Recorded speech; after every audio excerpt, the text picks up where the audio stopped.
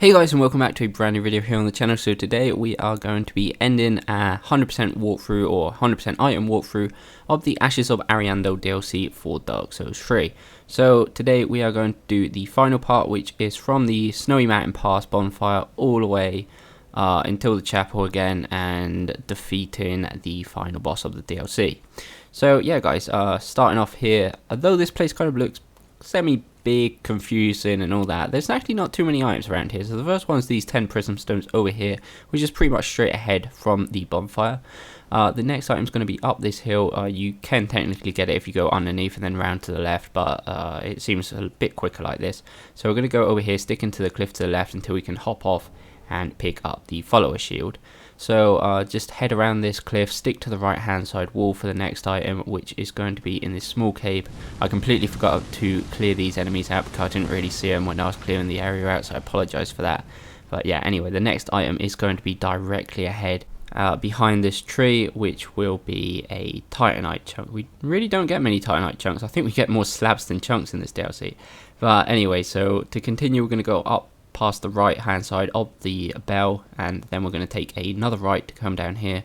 Technically you can do this from a bit further back, but this is the legit way since we can knock this tree down to activate a shortcut. Before going in the tower and activating the lift, we're going to come back across this bridge. There's where we could come from another way. We could jump off the top of there, but yeah, anyway, we're going to go across this log, and to the left, guarded by a few followers, we are going to pick up another Titanite Chunk. So yeah, last level was the large soul level. This is the Titanite Chunk level, it looks like.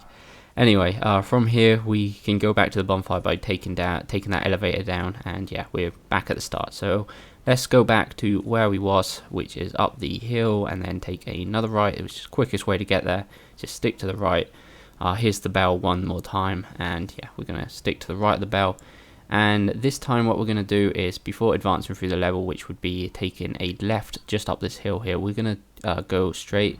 Make sure you do this over here, because that way with the help of this snow we don't take any full damage.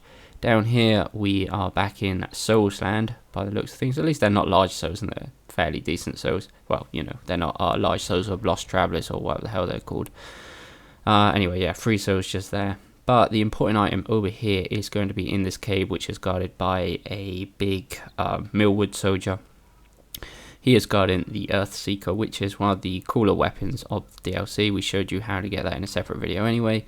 But yeah, that's it for down here. We are going to come back out and hop off, and we are going to end up where we knocked the rotted tree down. So you know where we are. So coming back up the hill towards where we fell down the snow to get the Earth Seeker, instead of going to the snowy part, this time we're going to take a left to advance through the level. Go all the way to the end of this passageway. Just watch out for the wolves. This is where they will start ambushing you, just in case you forgot about the wolves at this point. Once we get to the cliff, take a left here and pick up this large Titanite shard, or 2 large Titanite shards. And for now we're going to continue down the cliff side, because over here, guarded by a follower, we're going to get a follower torch, which is another one of the unique weapons here in the DLC. And yeah, you can use the weapon art just like they do and spray fire everywhere, and it's not half bad as a weapon compared to the other torch. It'll be interesting to check out in PvP. Anyway, once we get to here, we can go down a little path there to the right, but there's no items. It's just to get a good plunge and attack on the Millwood that is defending the Earthseeker cave. Further up here, once we get to this rock that divides the right hand side path, we're going to go up the hill to the left, and guarded by another Millwood soldier, we're going to get the Quakestone Hammer, which is another unique weapon here. We pretty much got all of them at this point, but there are a few to go. So we're going to continue around the mountainside to advance through the level, defeat a few more Millwood soldiers around here, and here we want to drop off, which is the only way we can go, and pick up these large Titanite shards. So here, to advance through the level, we want to take a left through the cave, but before that you can knock down this other rotted tree, which will take you back to above where the Earthseeker cave is, with the 3 Millwoods down the bottom.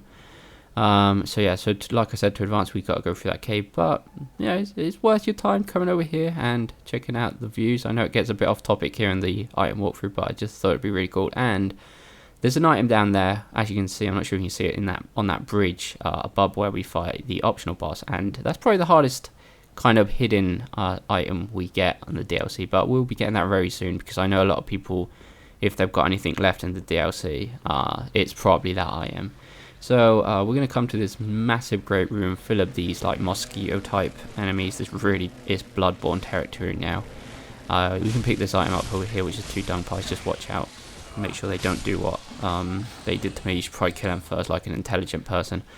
But anyway, don't worry, we are coming back to this room in a second, but for now we're going to stick to the left hand side wall or the far side wall and continue straight to come in this room, which will take us up to the Ariandel Chapel, which is the same place that we got to right near the start on the second episode when we came across the crookedy bridge.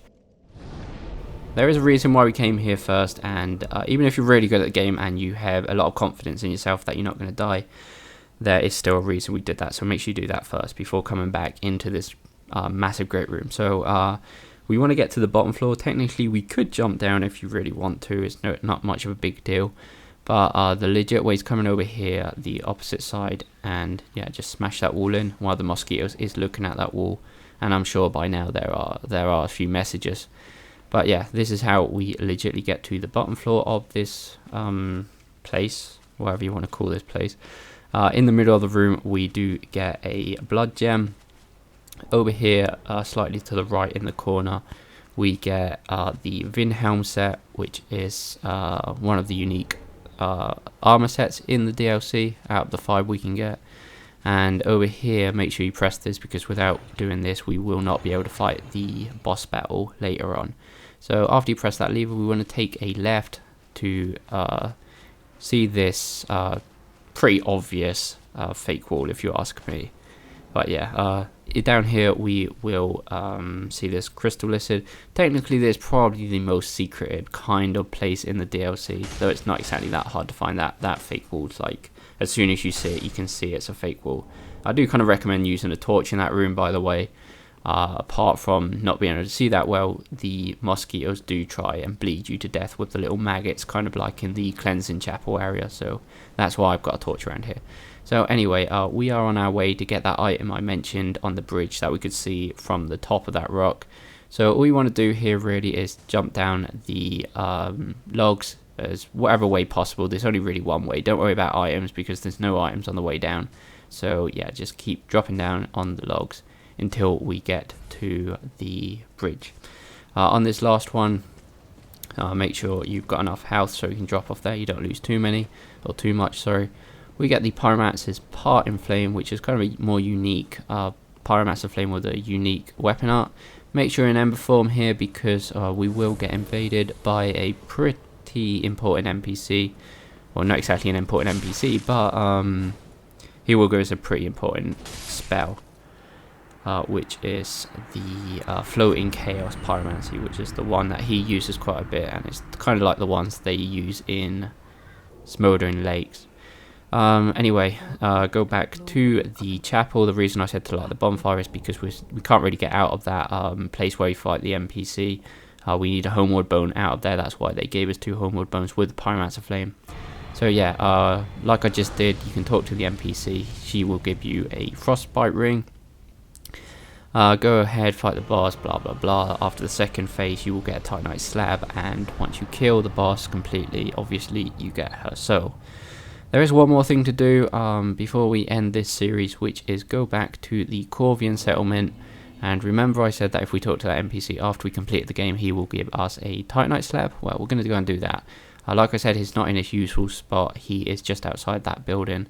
Talk to him and he will give us our final item for the Ariandel DLC, or Ashes of Ariandel DLC, which is our 3rd Titanite Slab.